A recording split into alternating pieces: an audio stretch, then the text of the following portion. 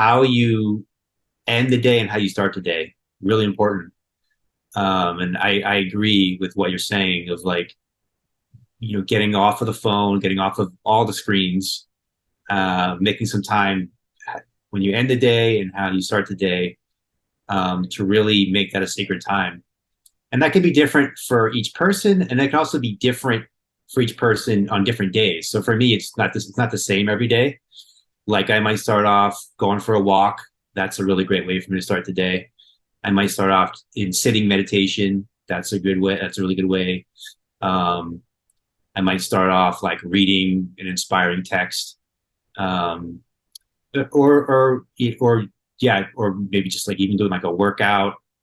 Um, but something that really, and also there's usually some space for visioning too, like what's the priority, what's the intention of today, what does God want to move through me today, how can I be of service to the world today, um, and then yeah, you flow from that starting point. That the trajectory tends to go from how you start the day.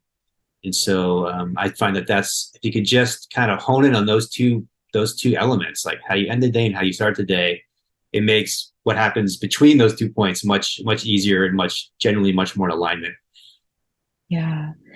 I appreciate mentioning how you vary your days because Hmm. I used to be very rigid about it. Hmm.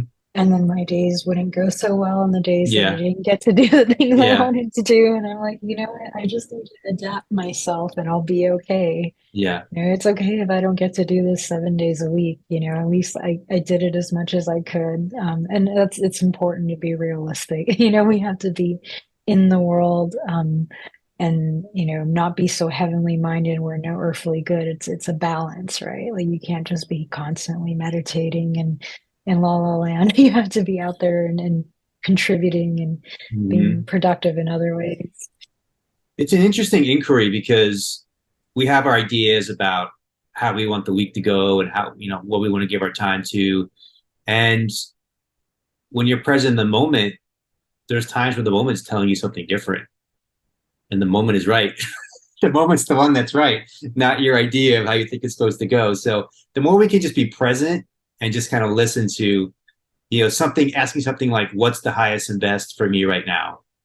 And and so that's why for me it's a little different each day because it just depends. It depends on sometimes it's important to get into my body. That's really key. And sometimes the sitting meditation, that's really key. And sometimes it may be something that I never even thought of. It's some new thing. You know, there's another thing that's interesting where you can kind of I have a few friends and we call it different things, but you kind of just it's kind of like an embodiment practice, almost like a maybe like an ecstatic dance, but it's not necessarily dance because when people think of dance, they're like, oh, am I doing it right? Am I doing it wrong? This is just sort of like you make space just to kind of move your body however it wants to move, um, and kind of really being present with the body. So it's not. In fact, you don't even necessarily have to have music at all. It could just be in silence. But that's a powerful thing sometimes. Is just kind of making that space for. So it's sort of like an embodied meditation. How does my body want to move right now?